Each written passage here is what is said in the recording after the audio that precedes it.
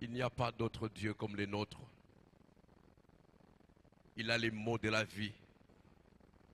Notre problème, c'est que nous ne connaissons peut-être pas qui est le Dieu que nous servons. Mais si nous pouvions savoir qui est le Dieu que nous servons, il y a beaucoup de choses qui changeraient dans nos vies. Alléluia. Je peux vous garantir que le Dieu que nous servons est vivant, il est puissant. Il est le Créateur. Il a mis sous nos pieds tout ce qu'il a créé. Tout est sous nos pieds. Il nous a donné la domination, ma soeur, sur tout ce qu'il a créé. Alléluia. Pas de dominer sur ton frère, pas de dominer sur ta soeur, mais de dominer sur tout ce qu'il a créé dans le nom de Jésus.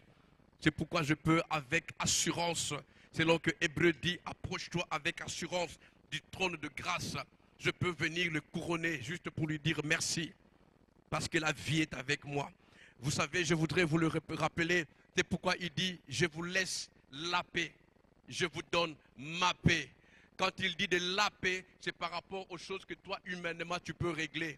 Alléluia. C'est-à-dire, si tu es dans des situations de facture, ce n'est pas Dieu qui va intervenir. Il met en toi la paix. Mais quand il parle de ma paix, c'est-à-dire lui-même, la personne, il vient. C'est quand tu es devant une mer rouge, quelque chose que humainement, tu ne peux pas faire. C'est là que lui-même, il se transforme dans ma paix. Il vient et lui dit, sois juste calme. Sois juste calme.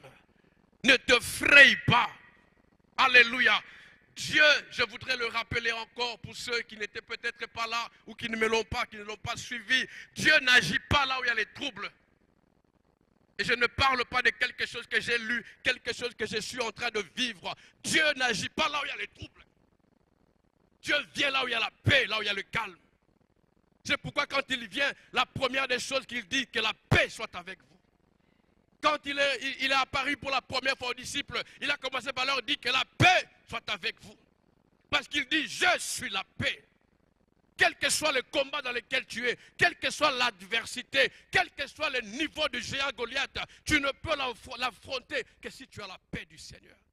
C'est pourquoi il dit, je vous laisse la paix devant de petites choses humaines.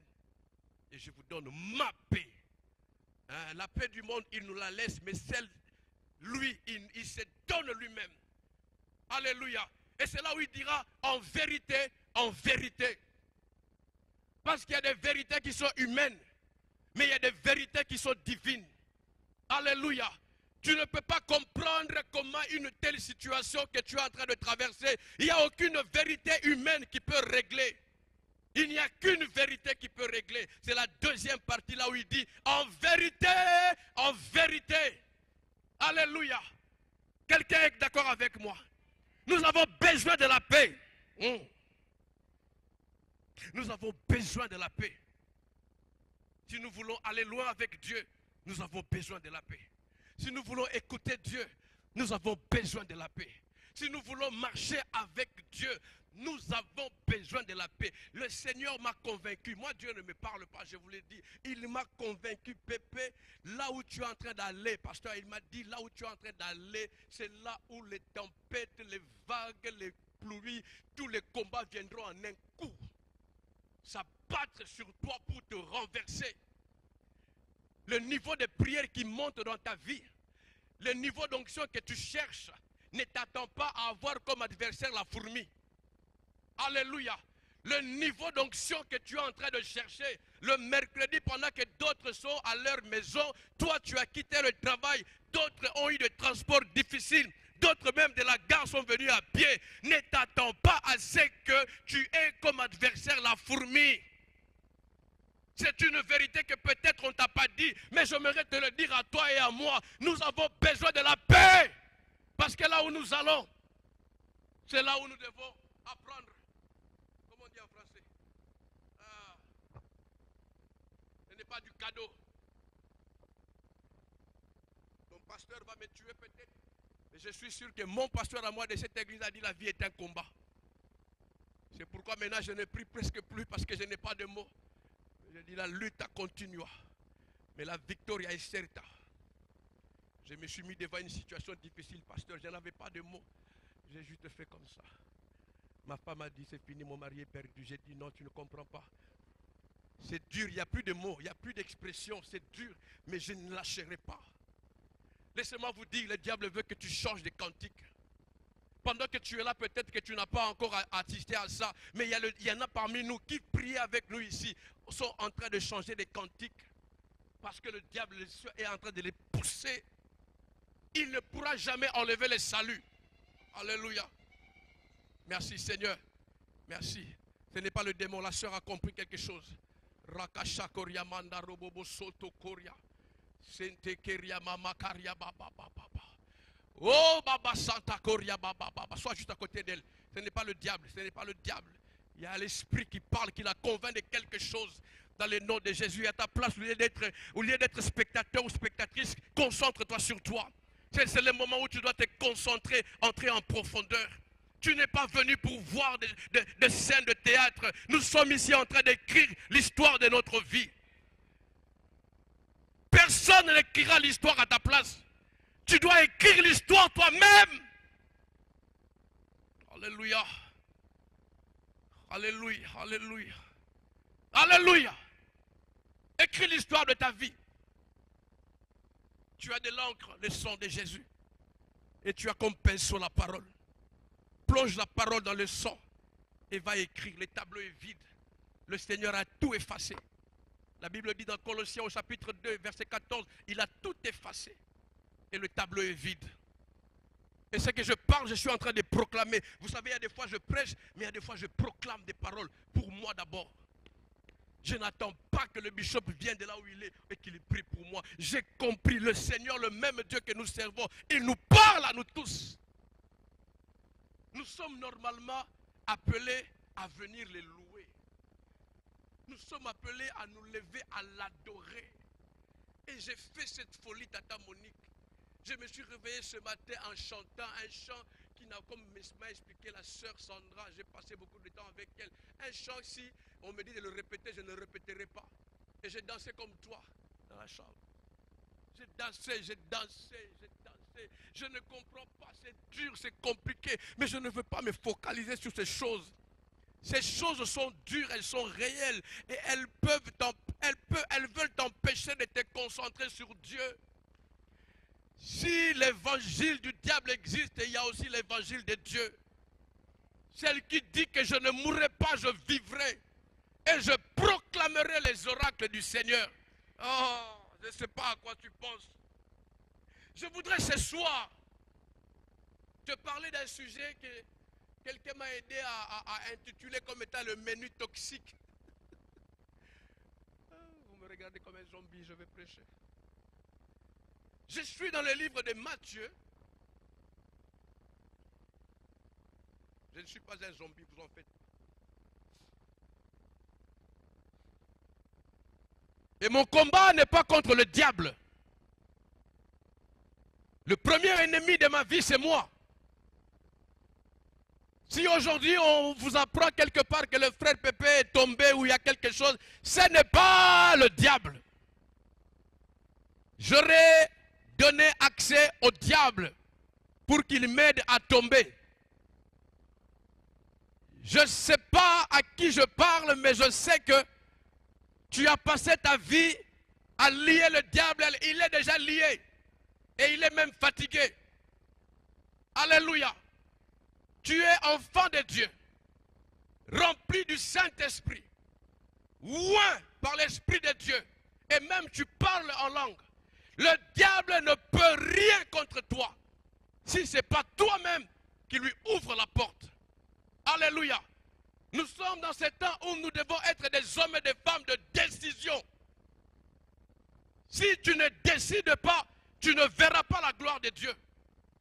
Tous ceux qui nous ont précédés, tous ceux qui ont écrit la parole de Dieu par la grâce du Saint-Esprit, c'est des hommes et des femmes qui ont pris la décision de dire non à tout ce qui ne plaît pas à Dieu. Et qui ont dit nous voulons nous concentrer sur le Seigneur. Et aujourd'hui nous sommes en train de le lire. Un homme du nom de Joseph a dit non à une belle femme. Pendant que s'il était congolais, ça allait être la catastrophe. Que les Congolais m'excusent, moi-même je suis congolais. Parce que la Bible dit qu'il venait de la prison. Il avait besoin d'une femme, il avait besoin d'argent. Et là, il se trouve devant une belle femme d'un ministre. Chez nous, pentecôtistes congolais, on dirait voilà, ça c'est le crèche de Dieu. Mais Joseph a dit non. Quelqu'un dit avec moi non. Non. Non. La chair, si elle n'est pas crucifiée, ce n'est pas le diable, c'est toi. Je suis fier que tu sois là parce que, et tu le sais, je crois que ça a été dit que c'est moi qui allais venir ce soir. Donc tu n'entendras pas que tu auras des millions, tu n'entendras même pas que tu vas te marier, tu n'entendras pas cet évangile. Parce que c'est cet évangile-là qui nous fait défaut. Je ne veux pas que le pasteur Marie-Claude me donne la permission de prêcher, te dire les choses qui sont en toi. Alléluia. Tout ce que tu as besoin là est en toi. Ma soeur, tout ce dont tu as besoin est en toi. Mon frère, tu viens d'arriver, tout ce que tu as besoin, même toi tu le sais, est en toi. Il n'y a rien de nouveau. My sister, tout ce dont tu cherches est en toi. Il n'y a aucune réponse qui viendra du nord ni du sud. Toutes ces réponses tatamoniques sont en nous. Alors je ne suis pas de ceux qui passent le temps pour te rappeler ce qui est en toi. Ce que je sais, c'est que Dieu m'a permis d'aller devant un miroir. Et c'est pourquoi la coiffeuse de ma femme est toujours propre. Ce n'est pas que je suis gentil, mais c'est parce que c'est ça, je parle avec ça. Je veux me regarder, je me vois, je vois ce qu'il y a en moi. Il faut que Dieu t'ouvre les yeux pour que tu vois ce qu'il y a en toi, hein, et que tu arrêtes de te concentrer sur ces choses-là, parce que notre travail est de nous focaliser sur le royaume. Aujourd'hui, pendant que toi tu es là, il y a des programmes du royaume qui n'ont pas été établis ou qui n'ont pas été réalisés simplement parce que toi tu étais occupé à savoir quelle robe mettre samedi parce qu'il y a mariage. Il est possible que tu me voies comme ça samedi, mais ma personne parle. Ce ne sont pas les habits qui parlent. Vous savez, les habits parlent par rapport à la personne. La même veste, on peut me la donner, elle ne m'ira pas. Ce n'est pas qu'elle n'est pas bonne, mais c'est par rapport à la personne. Et j'ai compris il y a longtemps qu'il y a des habits dans des magasins qui attendent que toi tu ailles les chercher. Parce que la Bible dit, la création attend avec un ardent désir. Il y a des voitures qui n'attendent que toi tu ailles parce que ces voitures-là, j'ai dit ça une fois. Il y a une voiture qui a dit, pourquoi tu ne m'as pas acheté? Un gars est venu l'acheter. La voiture a dit, c'est fini, je suis foutu. Parce que dès qu'on l'a acheté, la cigarette, des prostituées dans la même voiture, la musique, la voiture a dit, pourquoi moi, pourquoi? Et c'est pourquoi, quand toi tu pleures devant la voiture là, elle pleure pour que tu l'achètes. Mais toi tu ne comprends pas ce que tout ça est en toi. Alors, ne perdons pas notre temps à nous exhorter par rapport aux choses qui sont en nous. Frères et sœurs, Jésus-Christ est sur le chemin. Jésus revient. Alléluia. Hein, Jésus revient. Et si parmi nous, il y a des aventuriers, je te promets, tu vas rester. Tu n'iras pas au ciel. Je prêche le royaume. Je prêche le ciel. Je ne prêche pas tout ce qui est physique. Je prêche le ciel. Je dis, un bon soldat ne s'embarrasse pas des affaires de la vie s'il veut plaire à celui qui l'a enrôlé. Parce que si tu es soldat et que tu as une arme, tu prends là-bas parce qu'on mange du caviar. Tu prends là-bas parce qu'il y a une belle robe. Et si tu t'encombres de toutes ces choses, tu ne pourras plus être fort pendant la guerre. Un soldat doit se focaliser sur l'objectif. Et notre objectif en tant que soldat, en tout cas bon soldat, c'est que nous arrivions à entrer dans le royaume des cieux. Et le Seigneur m'a convaincu. Aucun humain n'entrera au ciel si il n'est pas vrai. Alléluia. Si tu n'es pas vrai, tu ne verras pas le ciel. Même moi, je peux crier, transpirer. Je peux influer, je peux peut-être, comment on dit en français, je peux gagner la confiance du pasteur. Ah, Pépé transpire. Mais je ne peux pas mentir Dieu. On ne ment pas Dieu. On ne ment pas Dieu. Quelqu'un dit avec moi, on ne ment pas Dieu. Ah, on ne ment pas Dieu. Tu peux mentir tout le monde, mais il y a deux personnes que tu ne pourras pas mentir, Dieu et toi-même. Tu peux nous mentir, mais tu sais. Et il y a des choses que tu fais qui ne sont pas des combats. Ce sont tes péchés mignons. Je ne sais pas pourquoi on dit ça mignons, qui sont vilains, mais on les appelle mignons. C'est ces choses-là. Tu sais, tu t'enfermes dans ta chambre pour faire des choses que tu sais. Tu prends le téléphone après les cultes pour faire des choses que tu sais. Et le pasteur a prié tantôt, il y a un esprit de cancan. Et tu sais quand tu le fais, tu sais que ce n'est pas bien. Mais tu le fais. Je peux te garantir, aussi vrai que Dieu est saint, tu es en train de t'éloigner du royaume. Tu es en train de t'éloigner du royaume. Quelqu'un d'autre viendra te parler de mariage. Quelqu'un d'autre viendra te parler de millions. Mais donne-moi quelques minutes pour te parler du royaume. Quelqu'un dit avec moi le royaume. Quelqu'un dit avec moi, frère, parle. De toute façon, je vais parler. Je suis dans le livre de Matthieu. Je vais parler. Et je parle aussi à tous ceux qui sont en direct sur onction.com. Je nous parle à nous tous.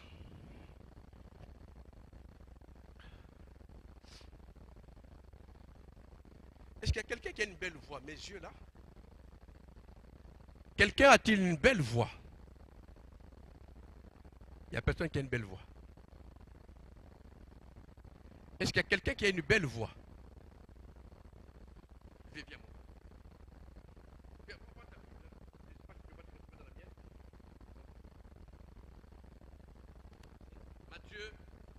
Matthieu chapitre 22, verset 1er jusqu'au verset 14. Matthieu 22, 1er jusqu'à 14.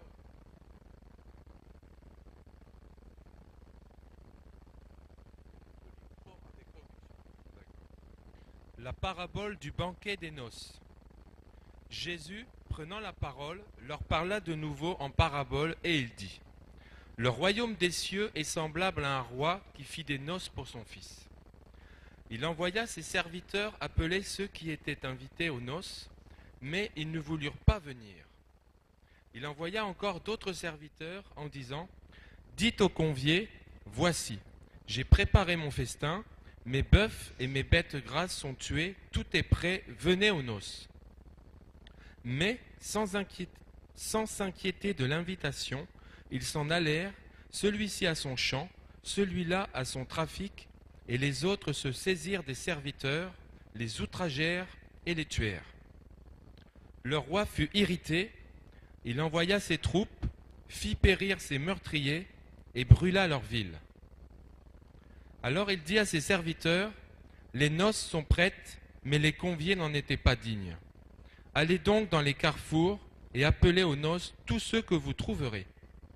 Ses serviteurs allèrent dans les chemins, rassemblèrent tous ceux qu'ils trouvèrent, méchants et bons, et la salle des noces fut pleine de convives. Le roi entra pour voir ceux qui étaient à table, et il aperçut là un homme qui n'avait pas revêtu un habit de noces. Il lui dit : Mon ami, comment es-tu entré ici sans avoir un habit de noces ? Cet homme eut la bouche fermée. Alors le roi dit aux serviteurs : Liez-lui les pieds et les mains, et jetez-le dans les ténèbres du dehors, où il y aura des pleurs et des grincements de dents. Car il y a beaucoup d'appelés, mais peu d'élus. Amen. Alléluia. Merci frère, que Dieu te bénisse. Le micro est trop fort. Que le Seigneur te bénisse mon frère. Je ne t'ai jamais vu. Comment tu t'appelles? Serge. Frédéric. Ah, que Dieu te bénisse. Parce que le frère Pépé. Frères et sœurs, je vais prendre le temps qu'on se parle calmement. Alléluia. Il est question de la vie. Amen. Et je suis le premier auditeur de cette parole. Ce n'est pas mon message, c'est le message que le Seigneur a déposé dans mon esprit. Et je ne suis qu'un messager, une sorte de dispensateur afin que nous puissions ensemble réfléchir par rapport à ça. Notre vie se conjugue en un mot, le royaume. Notre vie se résume, se définit en un mot, le royaume. Je le répète pour la troisième fois, notre vie, frères et sœurs, se résume en un mot, le royaume. Et le combat d'un homme, le combat d'une femme, c'est que tu te concentres à ce que tu gagnes le royaume. Je suis un des frères qui prêche et qui dit ceci, je ne manque de rien. Alléluia. Et vous êtes ma famille, vous n'êtes pas sans le savoir, j'ai été viré. C'est le terme utilisé dans le C4 qui est arrivé. Mon C4 est arrivé. C'est pour ça que j'ai dansé, parce que je croyais que je rêvais. Le C4 est arrivé. Alléluia. J'ai été viré. Mais vous savez qui a été viré? C'est la chair qui a été virée. L'esprit ne sera jamais viré. Alléluia. On ne peut jamais virer l'esprit. Il a viré la chair. Wow. J'ai compris que si tu prends soin de ta chair, de ton esprit, j'ai compris que si tu travailles l'esprit, le Dieu d'Israël a dit, ne craignez pas ceux qui tuent la chair, mais qui ne peuvent tuer l'esprit. Ainsi, si tu travailles sérieusement l'esprit, si tu arrives au niveau de crucifier ta chair, Dieu, je ne sais pas si quelqu'un comprend, Dieu à ce moment-là, il se permet de prendre soin de ta chair. Parce que tu n'es pas ce que tu es. Alléluia. Quelle que soit ta taille. Non, ce n'est pas ça toi. Toi, tu es esprit, mais qui vit dans ce corps qu'on appelle la chair, une sorte d'enveloppe. Et si tu prends soin de travailler ton esprit, comme le bishop Elié, quelque part pendant une semaine, il est en train de travailler l'esprit. Et c'est pourquoi quand il va sortir, il sera un homme beau. Plus beau que jamais, parce que plus tu gères bien ton esprit, plus Dieu s'arrange à bien vêtir ta chair. Parce que Dieu dit, voilà un associé. La chair n'est en sorte qu'une sorte de visa. Parce que si, comme on est là, un esprit descend ici, tout le monde, moi le premier, nous allons fuir. Un esprit ne peut vivre sur terre que dans un corps. Alléluia. C'est une sorte de visa. Ainsi même Dieu lui-même, pour venir sauver le monde, il a fallu qu'il prenne la forme d'un homme, qu'il soit dans une chair, afin de travailler. Sans la chair, l'esprit ne peut pas travailler. Et si tu prends soin de ton esprit, si tu rabakariamason ton esprit, si tu chandabarres ton esprit, si ton esprit devient fort, musclé, je peux te dire, le Dieu que nous servons, le tien et le mien, il va s'occuper de ta chair. Il va prendre soin de ta chair. Parce qu'il va dire, voilà quelqu'un qui a compris. Alléluia. Aussi vrai que nous ne sommes pas créés pour manger les colombos, même pas pour préparer le mariage de samedi, mais nous sommes ici-bas sur la terre afin de sauver des âmes. Bien-aimés, nous sommes sauvés pour sauver. Nous sommes sauvés pour sauver. Tu es sauvé pour sauver. J'ai défini un être humain, non pas comme quelqu'un qui a une belle taille. Non, un être humain, c'est quelqu'un qui se dispose à Dieu, se dit, mais voici, je suis devant toi, comme un canal. Utilise-moi pour aller bénir quelqu'un. C'est pourquoi je peux faire 300 km venir ici, laisser ma femme et mes enfants, parce que c'est mon travail. Tout ça pour vous dire que mon patron n'a pas viré Pépé, il a viré la chair. Il a viré la chair. Je suis en train de vous le dire à haute voix pour que j'essaye de monter sur ça. C'est comme ça que je fais moi-même. Parce que la chair est faible. Quelqu'un le sait? La chair est faible, elle a pleuré. Et puis quand je suis sorti, je vous dis, ma fille, la cadette, celle qui m'aime de plus, elle est venue, elle dit, mais ça fait 3 jours que tu ne vas plus au travail. Oh mon Dieu, ça fait mal. J'ai envie de lui dire comment virer, mais elle ne pourra pas comprendre. Elle croit que je n'aime plus travailler, mais ça fait 3 jours que tu ne vas plus au travail. Hein?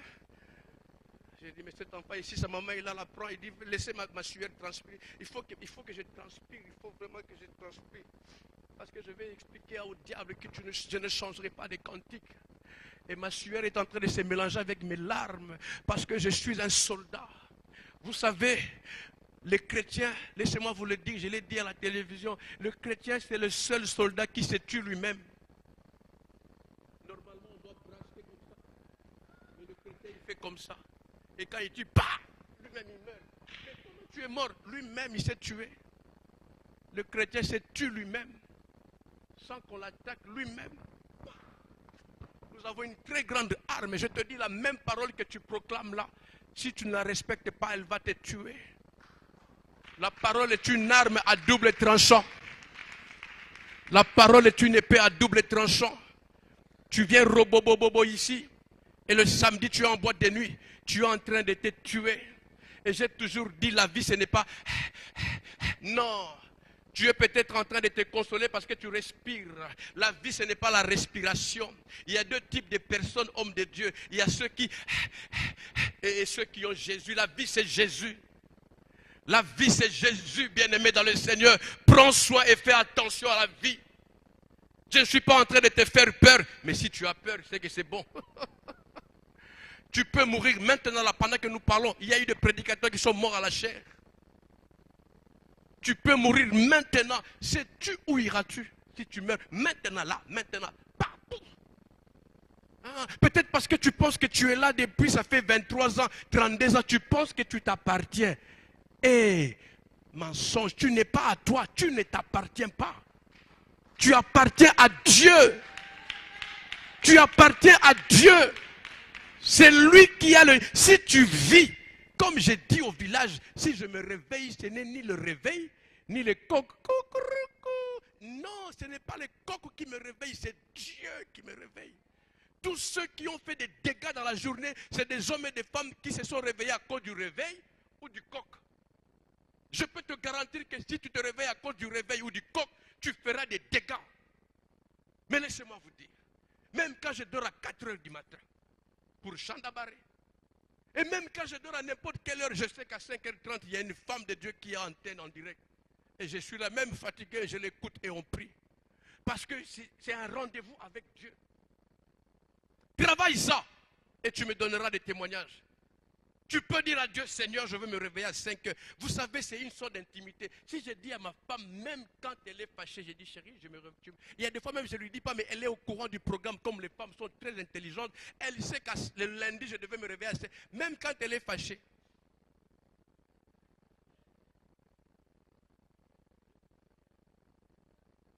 Et je regarde chez l'heure. Et à combien plus forte raison si tu dis à Dieu, Seigneur, j'ai un rendez-vous divin avec toi. Réveille-toi parce que Dieu te dit de te réveiller. Réveille-toi en ayant conscience que Dieu m'a réveillé. Parce que la Bible dit que ce n'est pas le réveil qui renouvelle en nous le souffle de vie, mais c'est Dieu, l'Éternel, qui renouvelle en nous le souffle de vie. Et pour une mission précise, vous savez, je me suis permis de dire pépéologiquement que quand Dieu nous réveille, il nous investit d'un pouvoir, d'une onction et de la confiance pour une mission. Je ne me réveille pas simplement pour me réveiller là. Non, je me réveille parce que Dieu le voulait pour une mission précise. Quelqu'un dit Amen. Je ne sais pas à qui j'ai dit toutes ces choses. Mais je veux qu'on définisse différemment le monde, la vie. La vie, ce n'est pas se réveiller pour faire autre chose. La première des choses, c'est ce que j'appelle la feuille de route. Dieu me dit, qu'est-ce que je veux faire? Qui veux-je croiser? Où veux-je aller? Qu'est-ce qui va arriver?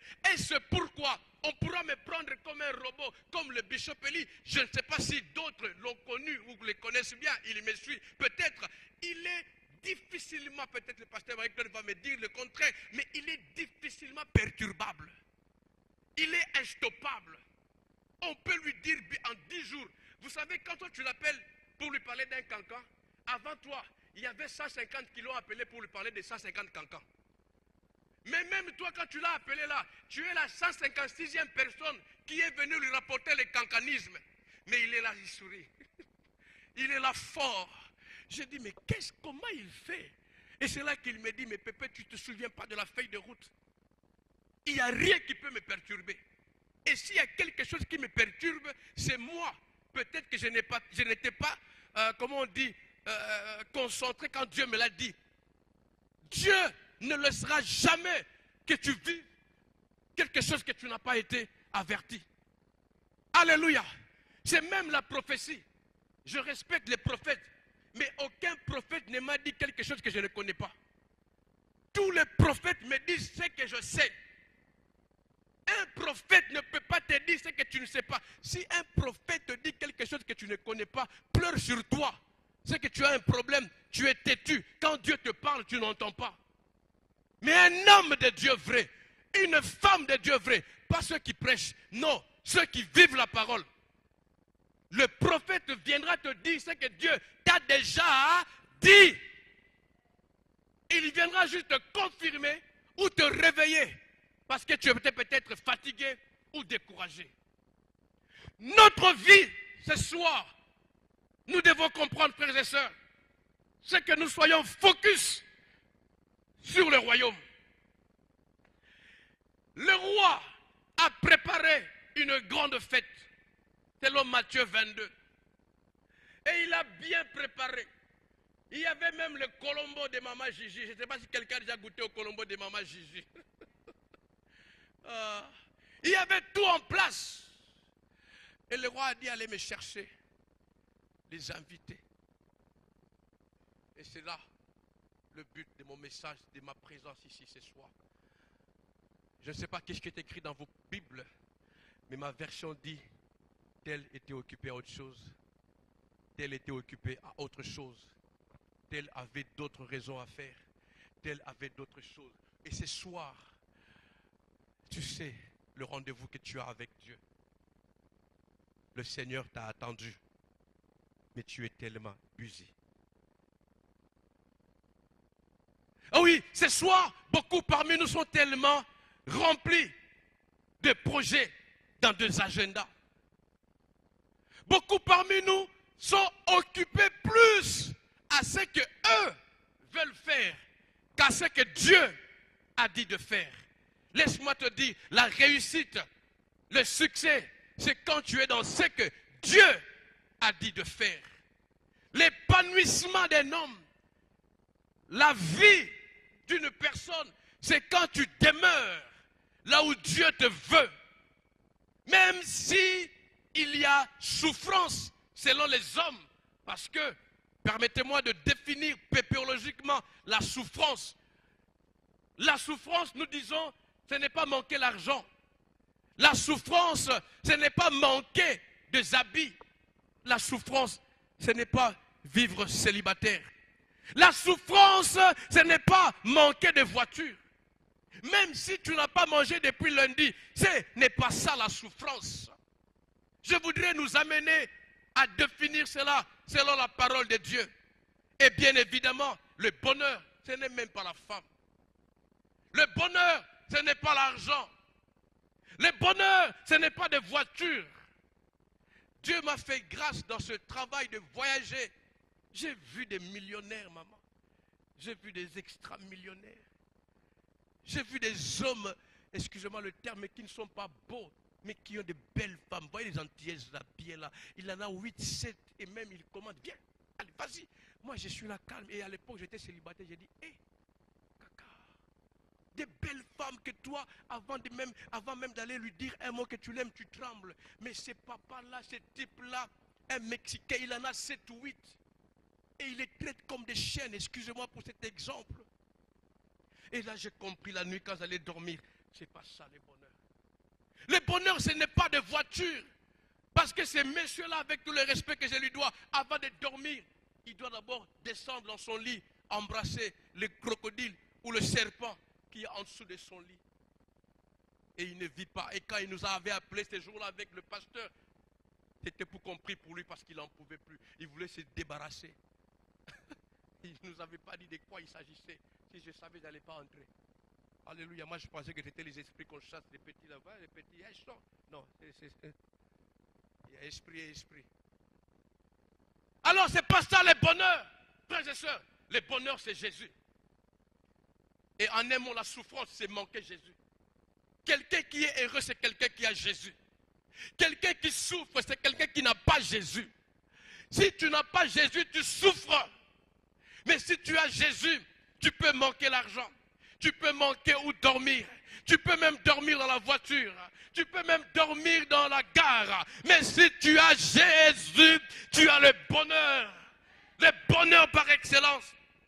J'ai dit à une femme, son mari est parti. Ne le cherche pas.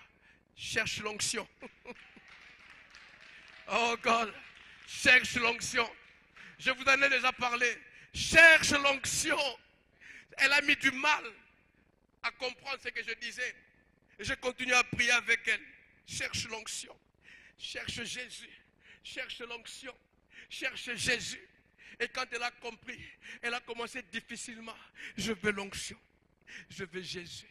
Je veux l'onction. Je veux Jésus. Vous savez, 1 mois passé, 2 mois, 3 mois, après un temps, le même mari n'avait jamais jeté la clé. Il est revenu malgré qu'il avait la clé, mais il a sonné. Grrr. Et la sœur me disait, je vous l'ai dit l'autre fois à la veillée à Balancourt, je crois. La sœur, comme par hasard, ces jours-là, elle ne sait pas pourquoi, elle s'est réveillée en chantant avec une feuille de route divine. Elle s'est lavée, elle s'est maquillée, elle a mis ses talons, elle s'est mise sur le 34. Elle ne savait pas pourquoi, même ses enfants la taquinaient. Mais maman, qu'est-ce qui se passe? Elle dit, je ne sais pas. Elle était là, elle préparait, elle entendait. Elle a dit aux enfants, allez ouvrir. Il n'y a personne qui réagissait. Elle-même, elle est partie, mon Dieu. Vous savez, il y a des choses. Le Dieu que nous servons, c'est le meilleur metteur en scène. Aïe, aïe, aïe. Oh, God! Elle est arrivée à la porte, mon frère. Elle a ouvert. Oh, le monsieur n'avait jamais vu une femme belle comme elle. Oh God, là, nous servons le Dieu vivant.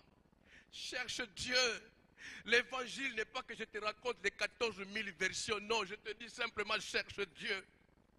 Accroche-toi à Dieu. Chandabar. Prie le matin, prie à midi, prie le soir, prie la nuit, prie quand tu dors, même quand tu ronfles, ronfle comme moi en langue, ronfle en langue, prie, quand tu te laves, prie, quand tu as fini de prier, prie. Et quand tu as fini, tu as tout fini, vraiment là, tu as tout fini de prier.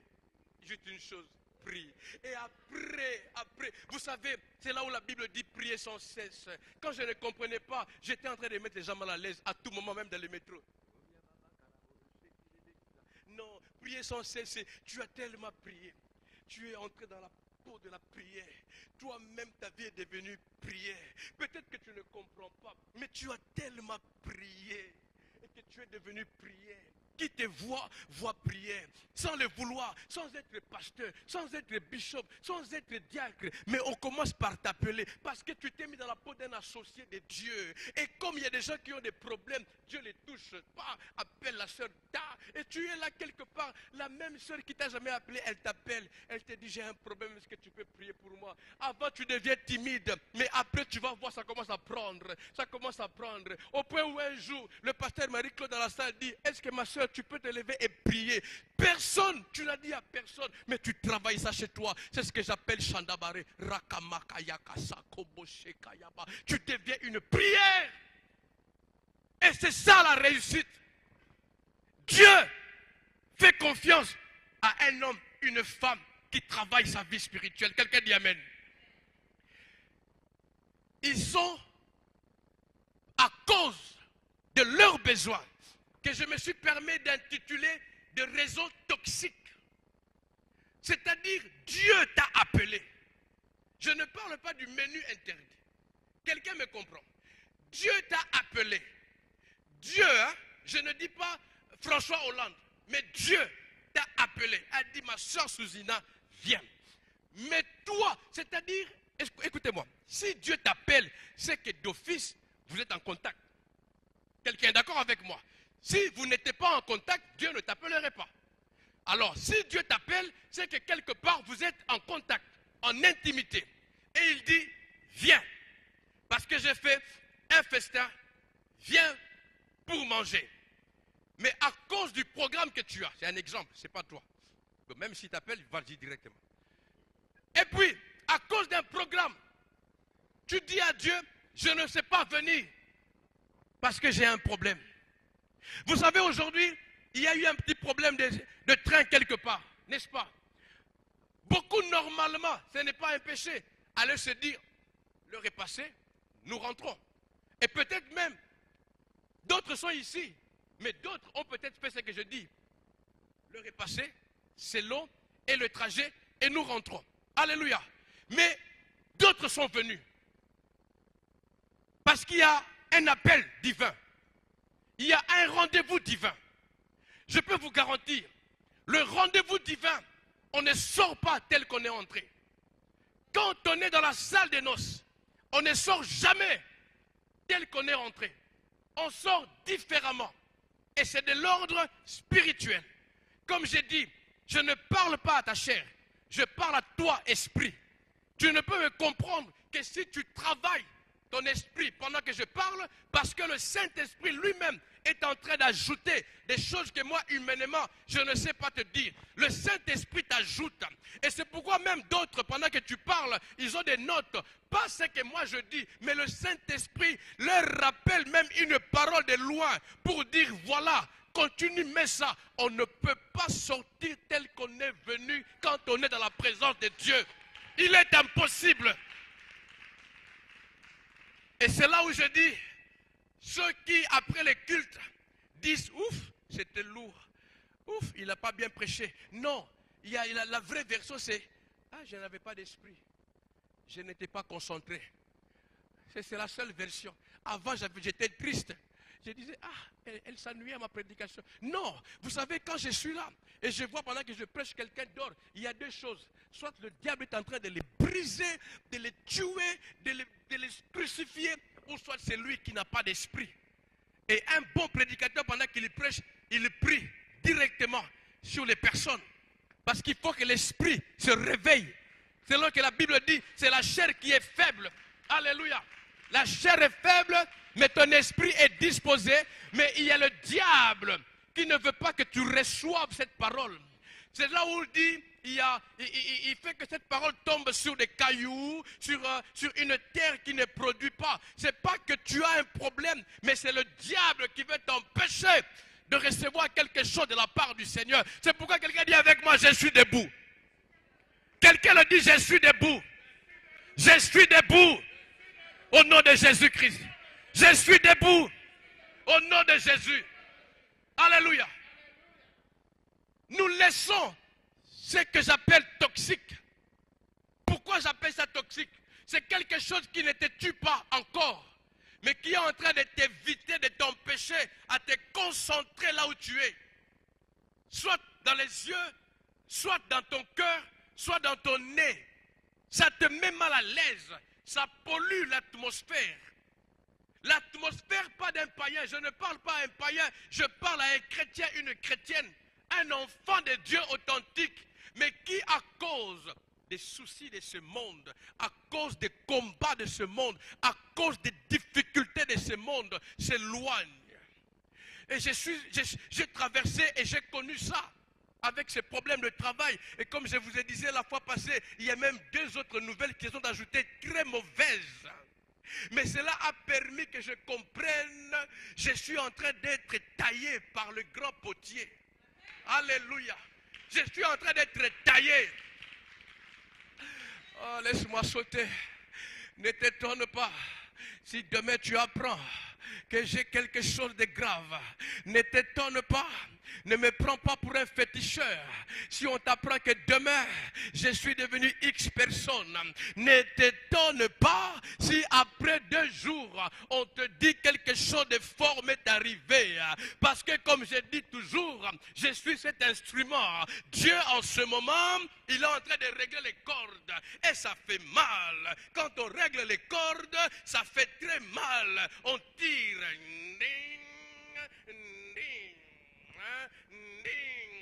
Et puis quand on a fini de tirer, toujours comme d'habitude, on fait et puis on croyait que c'est fini, mais on tire encore. Le Seigneur est en train de forger ma vie. Le Seigneur est en train de forger mon ministère pour que je devienne réellement ce bon instrument et qu'un jour on me mette là et que je dégage un bon son. Le bon son ne vient pas seulement comme ça. Le bon son, c'est quelque chose qui a été travaillé. Peut-être que Dieu te travaille. Ce ne sont pas le diable. Je ne prêche jamais le diable. Je ne combats jamais le diable. Je vous ai dit, la première personne qui détruit ma vie, c'est moi. Il n'y a pas le diable. Il n'a aucun pouvoir. Il ne peut rien faire. Je suis enfant du roi des rois. Je suis fils du roi des rois. Quelqu'un dit Alléluia. Oh. Ah, si tu es d'accord avec moi, dis Alléluia. Concentre-toi sur Dieu. Concentre-toi sur ce que Dieu a dit. Concentre-toi sur l'appel de Dieu.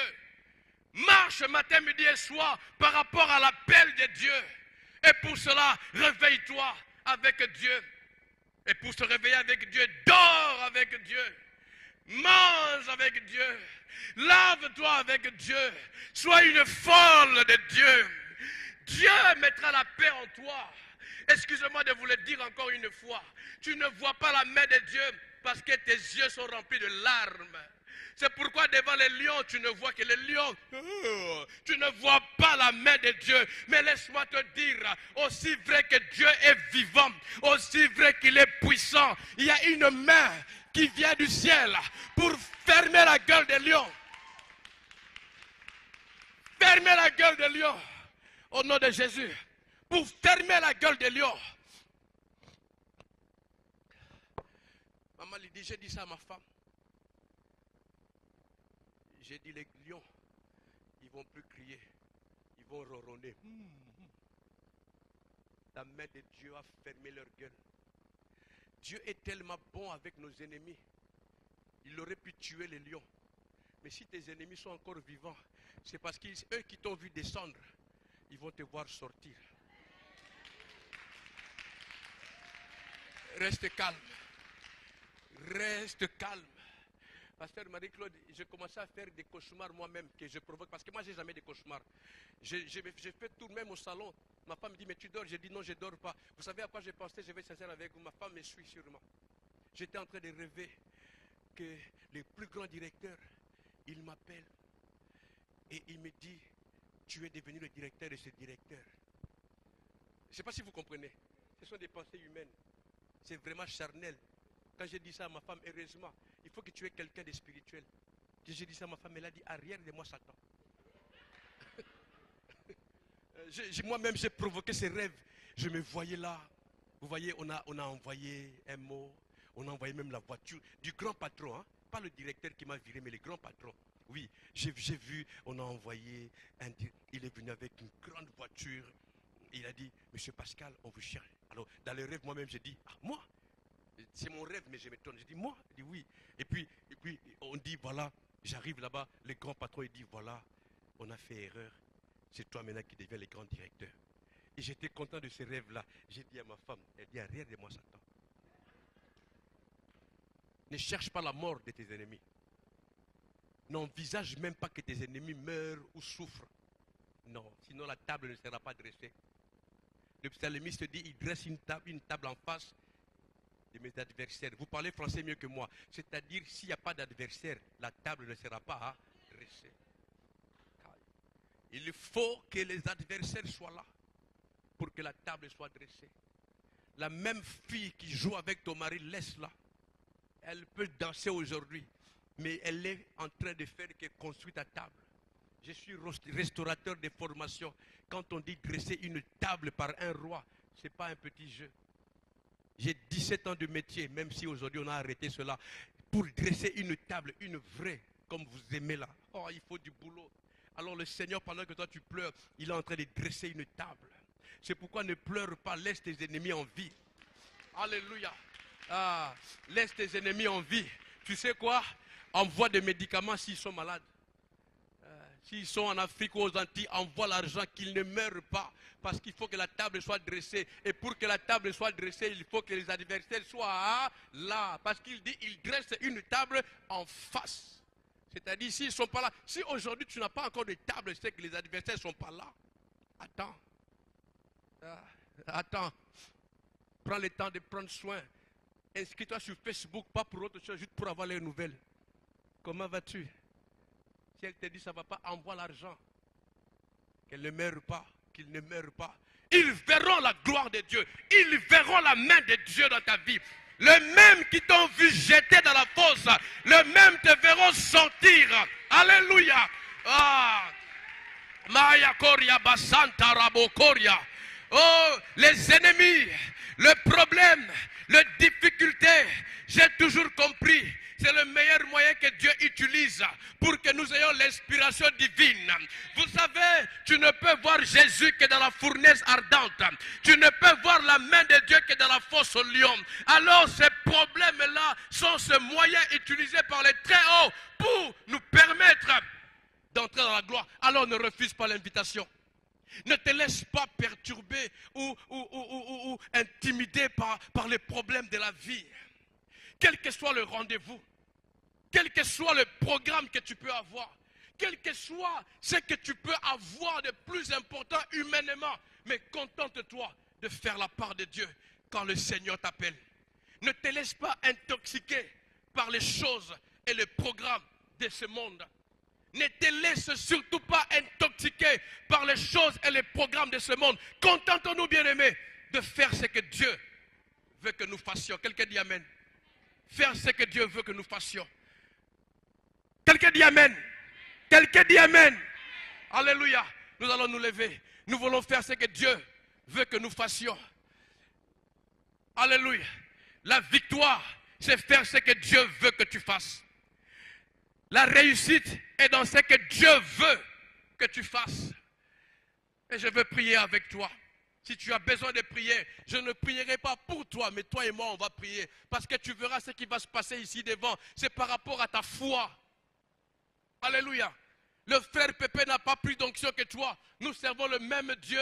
Il nous donne tous de la même façon par rapport à nos attentes.